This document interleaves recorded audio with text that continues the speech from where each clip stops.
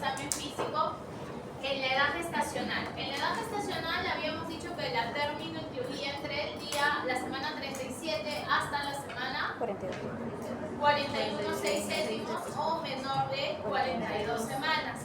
En el prematuro es menor de 37 semanas. El prematuro tardío, que va entre las 34 y las 36 semanas y que tiene múltiples complicaciones que hay que tomar en cuenta.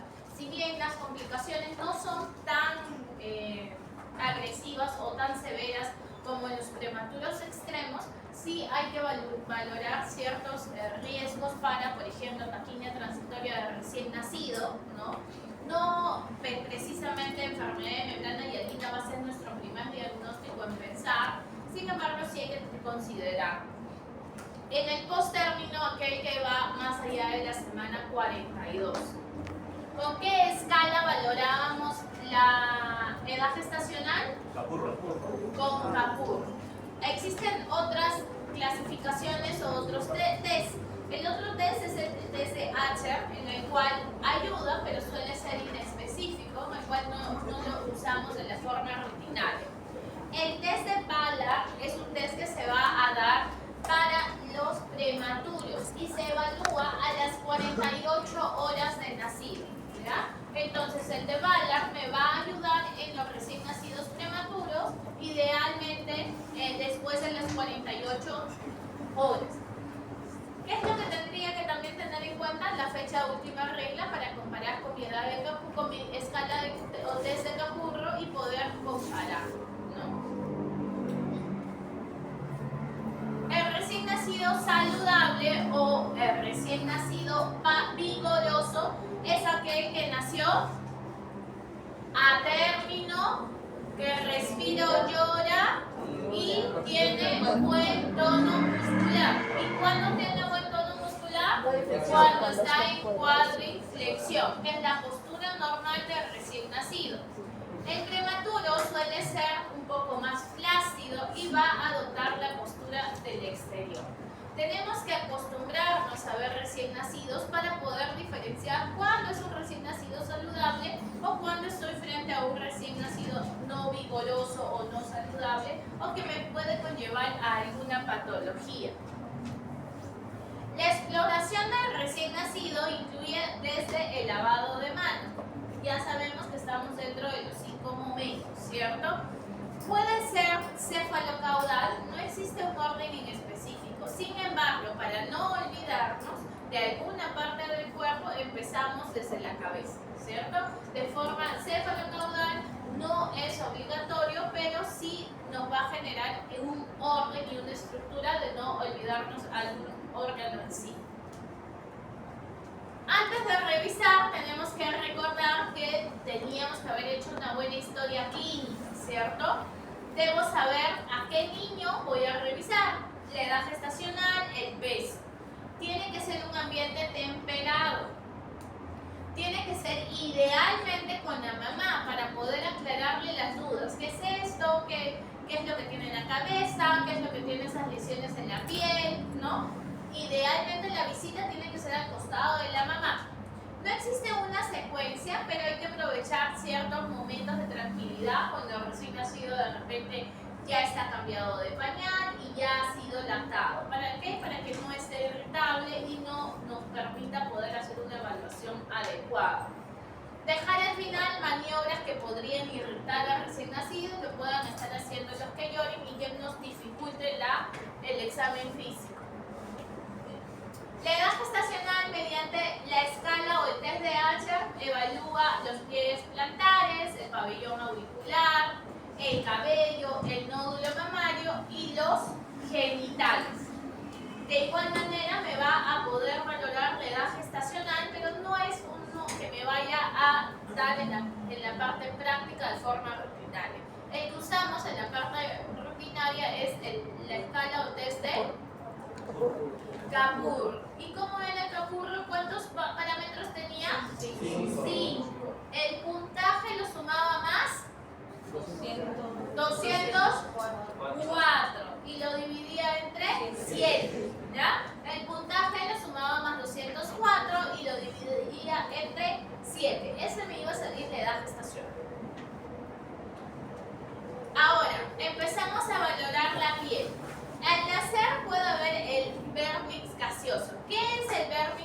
gaseoso es una sustancia untuosa, blanquecina, que generalmente se da en el recién nacido a término. Mientras más a término, más sustancia untuosa va a tener. Este vérmix gaseoso va a proteger al bebé de la fricción. Es por ello que no es que nace y lo tenga yo que estar raspando ese vérmix gaseoso o le tenga que estar quitando. ¿Por qué? Porque va a permitir mantener al recién nacido caliente, porque va a tener una temperatura un poquito más caliente. Es una sustancia de tipo untuosa que se va a dar en los recién nacidos a término. En prematuros, ¿van a tener este vérmix gaseoso? No. ¿Por qué? Porque no está relacionada a la edad gestacional. Mientras más edad gestacional tiene, mayor vérmix gaseoso va a tener. Y no es necesario limpiarle todo el vérmix, a menos que pues tenga en lugares de apertura ocular, en lugares de la nariz, que le dificulte pues abrir los ojos o que le dificulte la respiración. Solamente en esos casos pues se hace la limpieza, sobre todo en la cara, pero si no, si está en las axilas o en la ingle, se les deja. ¿Alguna pregunta? La compañera que me dijo de vérmix. Sí. También había leído que estaba asociado al sobrepeso de la madre. Sí, también puede estar asociado al sobrepeso a la madre, ¿no? Pero en realidad no es que sea una grasa mala, ¿no? Es misma grasa del mismo recién nacido que me va a generar protección, sobre todo de temperatura, ¿ya? No es que sea una sustancia pues grasosa, no. En el recién nacido me va a generar sobre todo calor, ¿ya? Y no se le quita del todo, solamente en el caso de la cara. ¿Qué más voy a poder ver? Voy a ver las famosas manchas de salmón. La zona de la frente, párpados y glabela puede generar estas manchitas, ¿no? Que son lesiones vasculares frecuentes y que va a ir aclarando o disminuyendo la coloración con el paso del tiempo. Los colores son rosados, pálidos, planos, de bordes irregulares. Las manchas de salmón. El medium nasal corresponde a las glándulas sebáceas con un conducto excretor obstruido que van a retener la secreción, se dilatan y generan unas pápulas blanquecinas o levemente amarillentas. Eso se va a formar en el pirámide nasal o en la carita y se corresponde a milium nasal. Todo ello va a ir disminuyendo dentro de la primera semana. No se considera como algo patológico, sino como algo del mismo recién nacido, que pueden tenerlo como también no pueden tenerlo. Otras áreas de la cara pueden tener papilas menores de 2 milímetros, aisladas de color blanquecino, que se conoce como milia, que son quistes de inclusión que tienen queratina y suele desaparecer en las primeras semanas de nacido. Otras lesiones que solemos ver en la visita de alojamiento son las pápulas o pústulas de 1 a 3 milímetros rodeados de un mácula eritematosa que van a confluir en placas y que dura entre 3 a 6 días. ¿Cómo se le conoce? Como eritema tóxico, que va a aparecer en el segundo o tercer día de nacido. Generalmente se va a ubicar en el lado del tórax o en las extremidades. No suele tener no suele aparecer en las palmas ni en las plantas, ¿no? Si hacemos un frotis suele haber eosinófilos, el cultivo suele ser estéril y tiene un diagnóstico difícil de diferenciar o como un diagnóstico diferencial que se conoce como melanosis pustulosa. Entonces, las lesiones eritematosas con pápulas menores de 2 milímetros o pústulas se llama eritema tóxico. ¿Y por qué sale? Por la misma fragilidad de la piel. Va a desaparecer en las primeras semanas de nacido. ¿Ya han visto eritema tóxico? ¿No?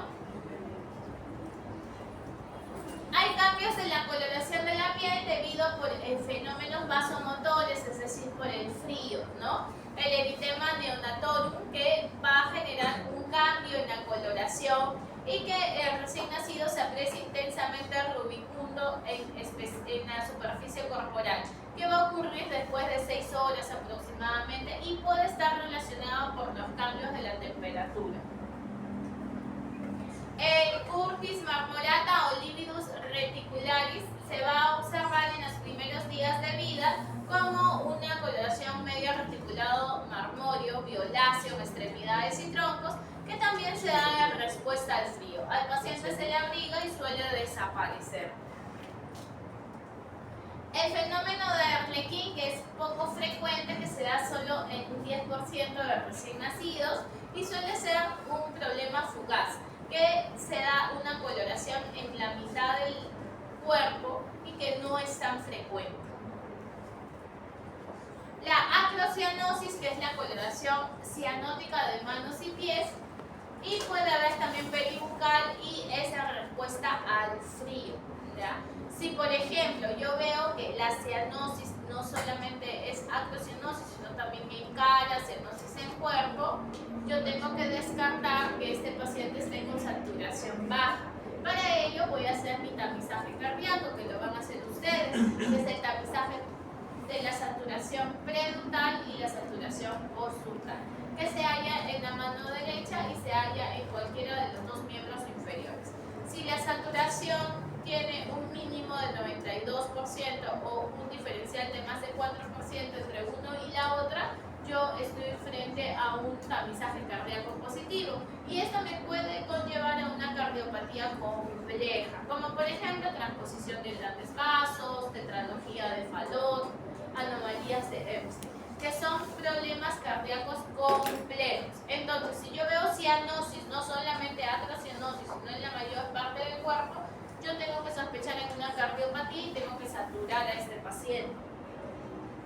La ictericia es la coloración amarillenta, ¿ya? La hiperbilirrubinemia es el aumento de la bilirrubina. Ahora, la ictericia se da cuando la bilirrubina es más de 5 miligramos sobre decilitro y suele iniciar cefalocaudal, o sea, va a iniciar en la cabeza, luego va a ir al tronco, luego va a ir al abdomen y luego va a ir a los miembros inferiores. ¿Cómo desaparece? De forma contraria, caudal cefálica, es decir, el último en desaparecer va a ser el de la cabeza, ¿ya? Por eso es que algunos niños tú los observas y pasaron 2 semanas y siguen amarillitos. Ictericia es la coloración por acumulación de la bilirrubina, generalmente más de 5. La hiperbilirrubinemia es el aumento de la bilirrubina, ¿ya? Son dos conceptos distintos. La mancha mongólica, o llamado también melanocitosis térmica congénita, suele aparecer en el nacimiento o durante las primeras semanas de vida. Aumenta en los 2 primeros años, pero luego suele ser disminuido de forma gradual. A los 10 años, la mayoría de estas manchas ha remitido, y si la mancha se mantiene en la edad adulta, se le conoce como melanocitosis térmica persistente, que se da en un 3 a 4% en la sociedad oriental. Su frecuencia es similar en ambos sexos y varía según los distintos grupos raciales. Generalmente se asocia mayor en la zona lumbosacra y en las nalgas.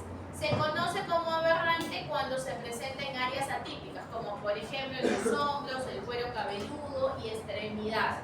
Si yo veo una melanocitosis térmica aberrante, es decir, en lugares atípicos, se puede hacer una interconsulta de dermatología para ver si no está asociado a algún síndrome o algo más.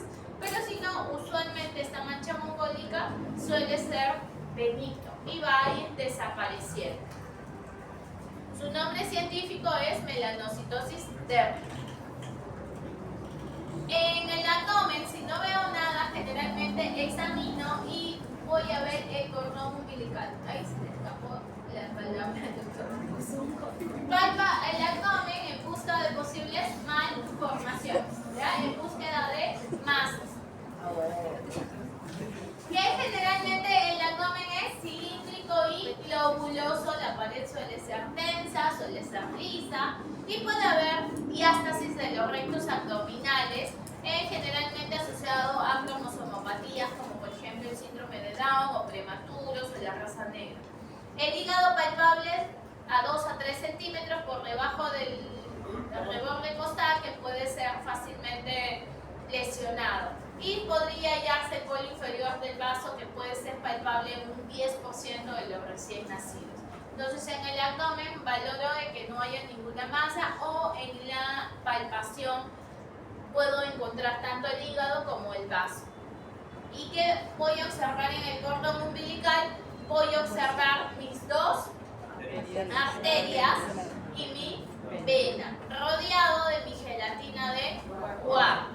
Las arterias son los vasos que son más pequeños y suelen tener las paredes un poco más gruesas, más duras. En cambio, la vena, sus paredes son más delgadas. Entonces, no voy a encontrar en forma coloquial el cachito como si lo encuentro en la arteria. Es decir, cuando yo lo toco, esto de aquí, que son las arterias, se va a sentir como un cachito. En cambio, en la vena no voy a sentir ello, porque las paredes son bastante delgaditas. Se va a ver un agujero un poco más grande que las arterias, ¿ya? La vena umbilical tiene mayor luz, ¿no? Y generalmente está hacia las 12, pero esto es bastante inespecífico. Y las dos arterias umbilicales, que es pequeño calibre y suele tener ese cachito, coloquialmente conocido, es el pedúnculo sobresaliente. ¿Qué puedo encontrar? Puedo encontrar masas. Y si yo palpo una masa, lo primero que voy a pensar es en hidronefrosis congénita, que es una patología. Puedo también pensar en tumor de Wilms, o puedo también pensar en una enfermedad quística renal, entre otros. Sí, puedo pensar en masas gastrointestinales, duplicación intestinal, puedo pensar en idiomeconial o hipertrofia pilórica. Masas retroperitoneales, neuroblastoma, rhabdomiosarcoma.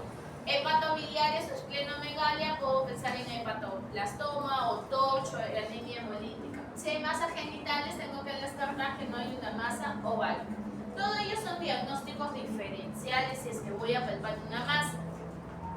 Ahora, existen dos patologías que son defectos de la pared abdominal. Una se llama ónfalocele y la otra se llama gastroquisis. La ónfalocele es una hernia dentro del cordón umbilical con el extremo apical de la lesión.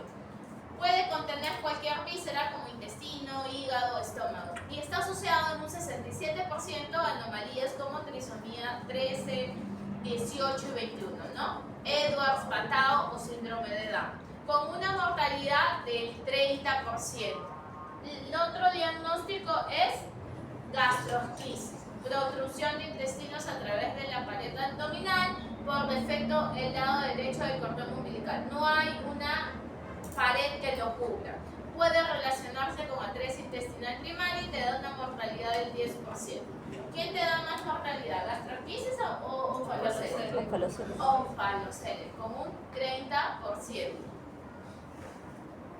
La hernia umbilical, que es una tumoración blanda, fácilmente reductible, aparece cuando hay debilidad u oclusión completa del anillo umbilical. Puede contener epíclon o raramente intestino delgado. Así se le ponga la cinta, la punta, la moneda o cualquier evento que pueden sugerir, de 100 pacientes, 5 pueden desarrollar esta hernia, así usen lo que usen, ¿no? Entonces no está indicado usar la punta ni nada de ello, sino esperar hasta el año de edad, a menos que exista una indicación de operación, y se espera hasta el año de edad, y generalmente la mayoría revierte esta tumoración o hernia umbilical. Un porcentaje puede requerir operación, pero recién es al año de edad que se va a intervenir quirúrgicamente. En el tórax, ¿qué es lo que vamos a ver? El patrón respiratorio. ¿Cuánto era la respiración normal, la frecuencia? De 40 a 60. Hasta 60, ¿no? Si es más de 60, ¿qué es taquipnea? Hipolipnia, ¿qué es? La respiración superficial aumentada, ¿ya? Que no precisamente va a llegar a valores de más de 60 de frecuencia respiratoria. Suele ser el respirador nasal y el recién nacido suele ser un respirador nasal y hay que buscar signos de dificultad respiratoria, como por ejemplo tiraje subcostal, desbalance tóraco-abdominal, quejido, aleteo nasal y retracción sifoidea, que son signos de un test que se llama Silverman y Anderson. En la forma del tórax vamos a ver el pezón. Puede tener uno, como también puede ser supernumerario, y ello no va a significar que tenga alguna patología en sí. El tórax hay que palparlo, hay que explorar las clavículas y hay que ver el pezón y la areola, que pueden ser múltiples y también puede tener la secreción láctea, ¿ya? Esta secreción láctea se da por un traspase hormonal de la mamá al recién nacido, ¿ya? Entonces es normal encontrar esta leche que se le conoce como leche de brujas. La congestión mamaria y la producción láctea es por influencia hormonal y es un aumento temporal de las hormonas maternas, de los estrógenos, que atraviesan la placenta y pueden producir este efecto en el recién nacido. ¿Y qué ven aquí?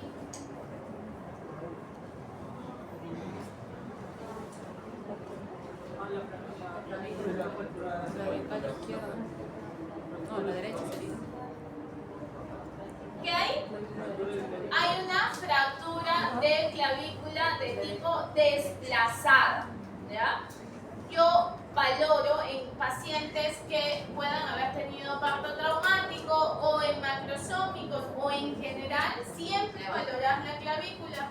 Siempre si seguimos la ruta de la clavícula y vemos, ¿no? Si es que hay el signo de la tecla o chasquido, yo tengo que sacar una radiografía de tórax, o en este caso de clavículas comparativa, para poder descartar fractura. Esta fractura puede ser desplazada o no desplazada. Esta es desplazada. Lo de aquí, lo que se envía es generalmente una interconsulta de traumatología para que pueda venir el traumatólogo y lo que le va a indicar es inmovilización al recién nacido por 15 días y de ahí se va a venir a control. Generalmente este recién nacido va a formar un callo a las 2 semanas y no hay ninguna molestia asociada ni va a haber ninguna complicación o discapacidad futura. Suele haber un gran porcentaje de recién nacidos que pueden tener fractura de clavícula. Luego, voy a evaluar la parte cardíaca, ¿no? El recorrido dinámico, los pulsos braquial y femoral, veo cómo escucho los latidos, ¿no? Y puedo hallar lo que es la saturación preductal y postductal, escucho los ruidos cardíacos, determino la frecuencia cardíaca y generalmente mi frecuencia cardíaca va a estar entre 110 a 160, idealmente entre 120 a 160, 110 hasta 105 se valora en un paciente que está dormido, ¿no? Ya en 100, menos de 100 ya tengo que valorar alguna patología. La cabeza del recién nacido tengo que valorar el tamaño y la ubicación de los puntos óseos.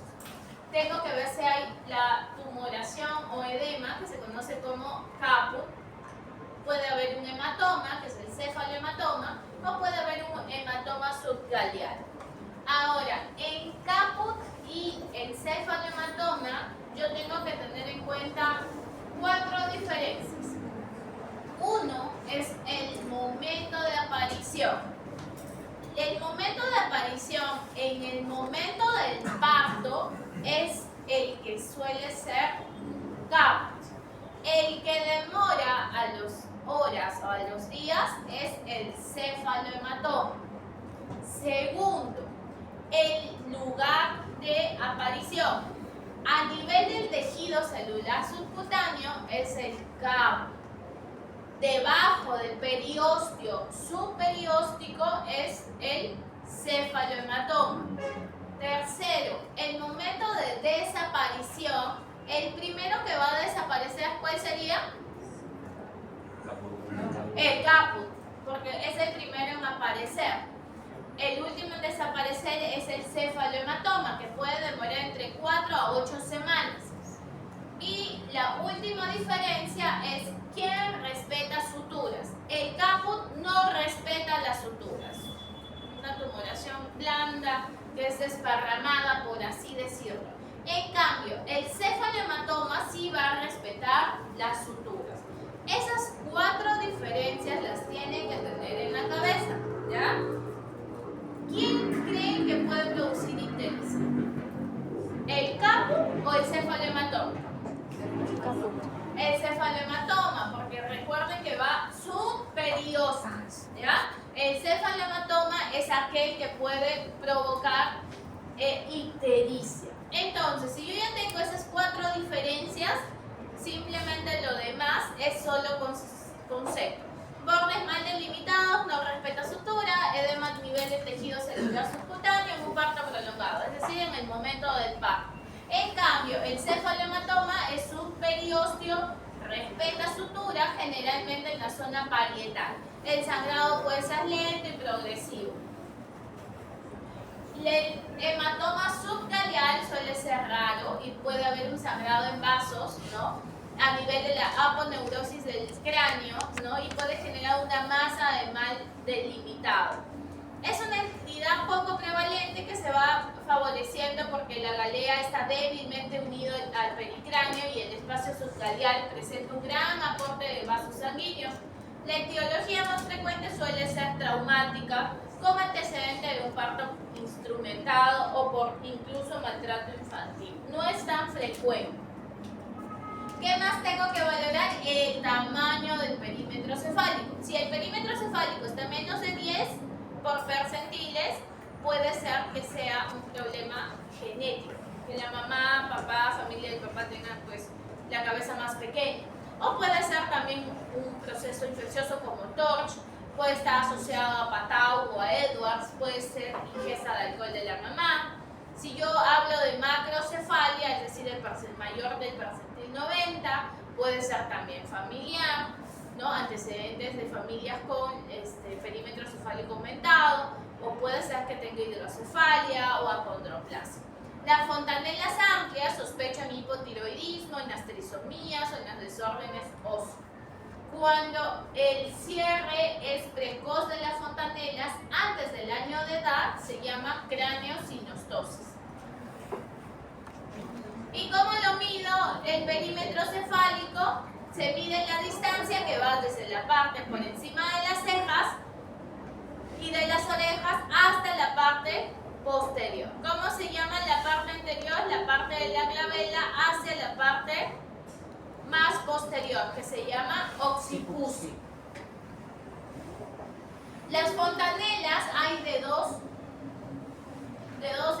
tipos. Una, la anterior, o llamada también bregmática, que tiene una forma romboidal y que va a cerrar generalmente entre los 9 y 18 meses, y la posterior, que cierra antes de los 2 meses, que se conoce como lambdoidea o posterior y tiene forma triangular.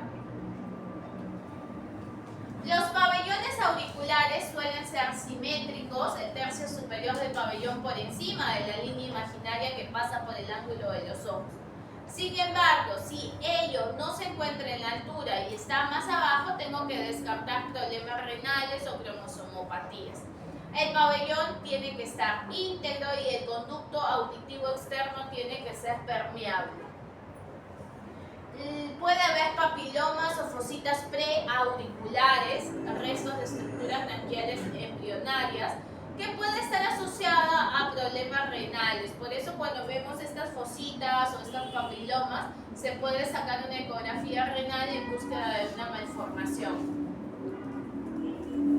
Como les mencionaba, la implantación baja puede estar asociada a malformaciones o a cromosomopatías. Ahora, en la cara vamos a ver la fascia de la cara, vamos a ver que no haya una parálisis transitoria o un traumatismo.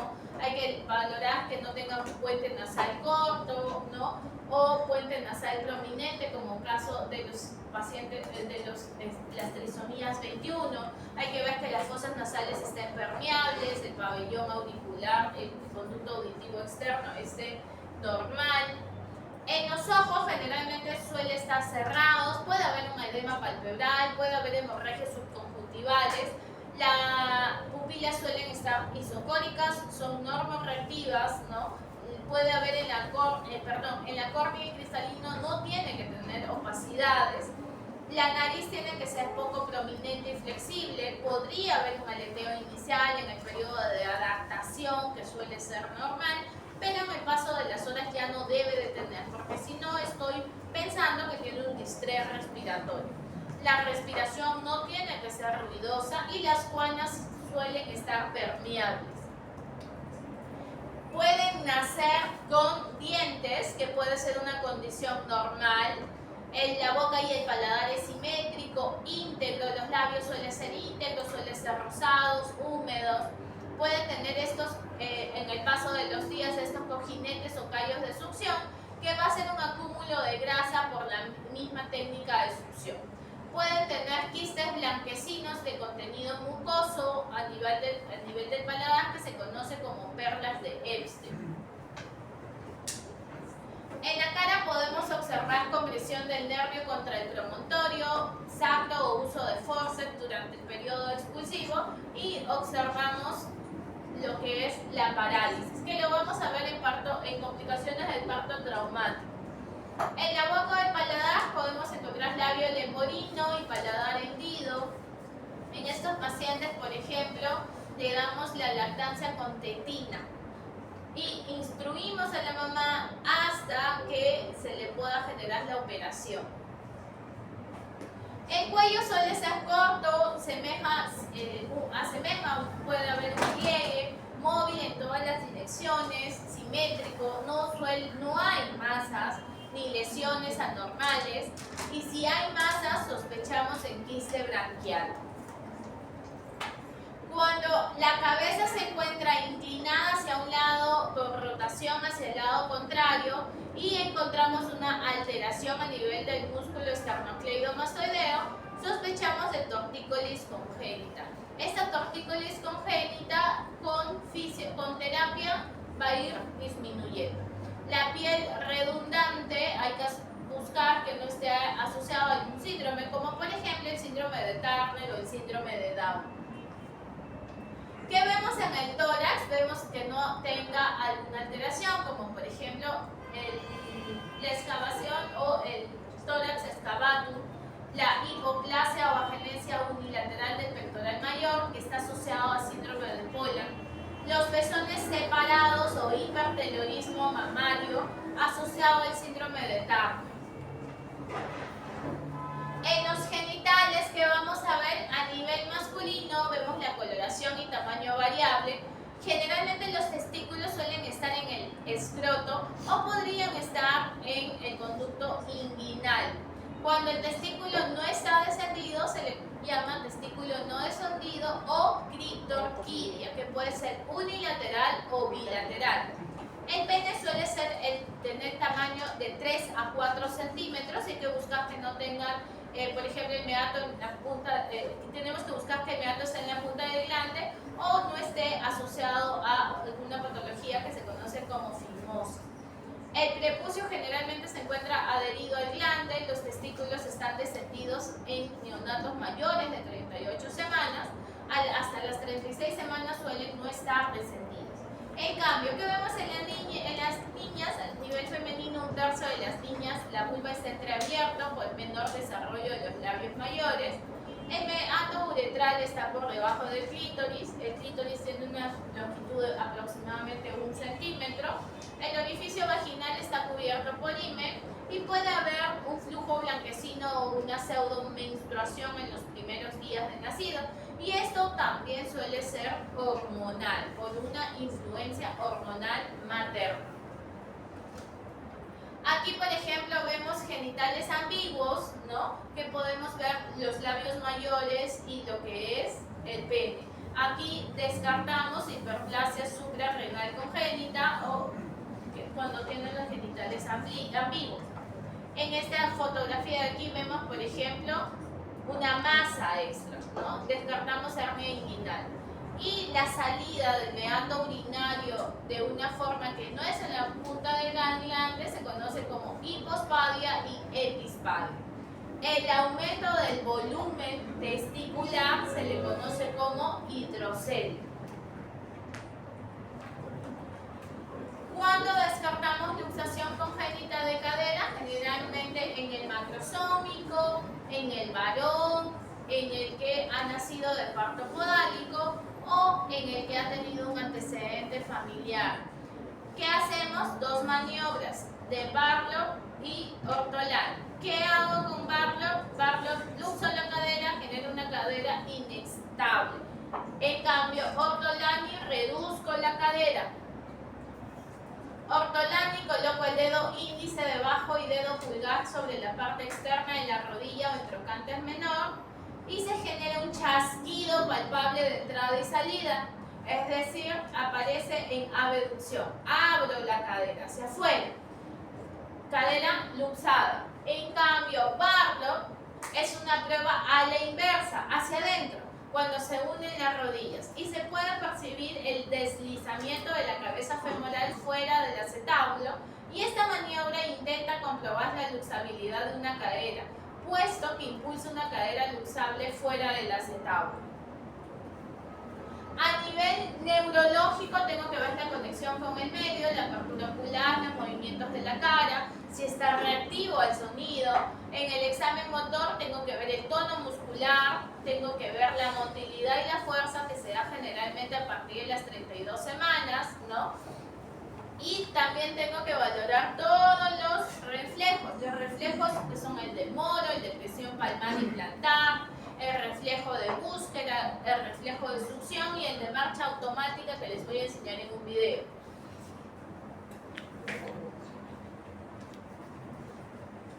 Ahí vamos a ver todos los reflejos. Ese es el de búsqueda.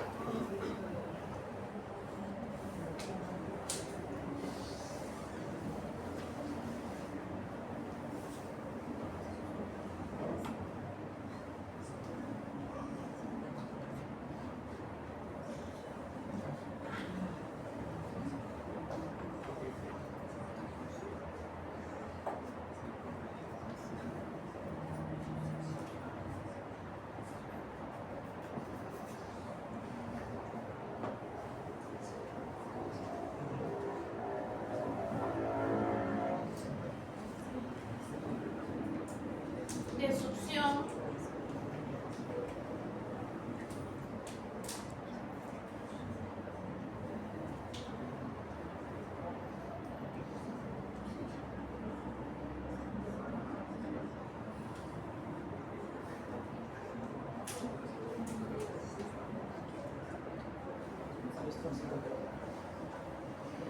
presión palmar,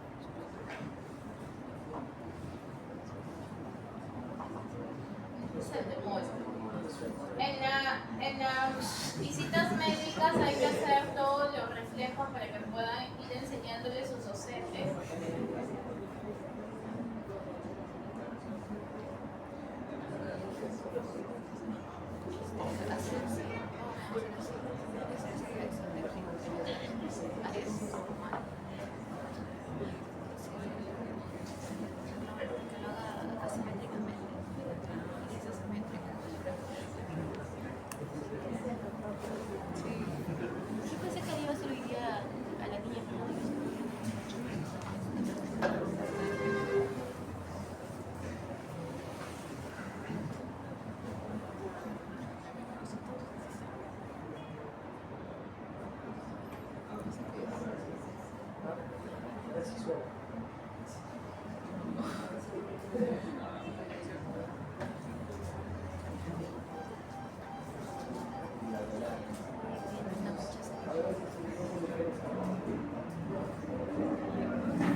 supone que tiene que ser el bebé cuando le haces.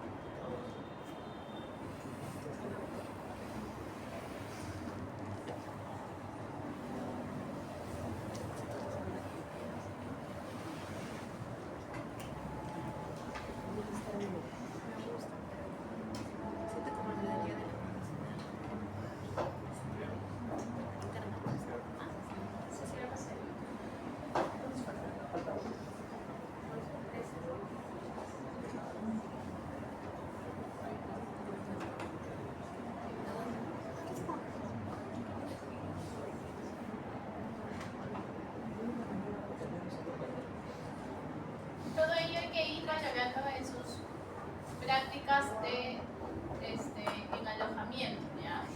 No van a valorar los 12 de porrazo porque si no van a estar aburriendo al recién nacido, pero sí de 2 en 2, de 3 en 3 hay que ir valorando en la práctica. Hay que pedir a su docente que les enseñe uno por uno con el recién nacido. Esa es la extensión cruzada, pues ya acabamos.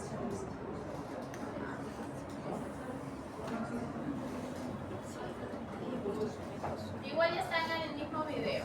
Entonces hemos visto el de Moro, ¿cierto? Que vemos la abducción y extensión de los miembros superiores, seguido por flexión y apertura de las manos, ¿no? Cuando lo dejamos a recién nacidos, y está completo desde la semana 32. El de presión palmar, que es la flexión de los dedos por contacto con la palma o la planta y refleja un buen tono muscular. La marcha automática, el de succión, el de búsqueda que hemos visto en el video, ¿no? Y el meconio se va a eliminar generalmente en las primeras 48 horas de nacido.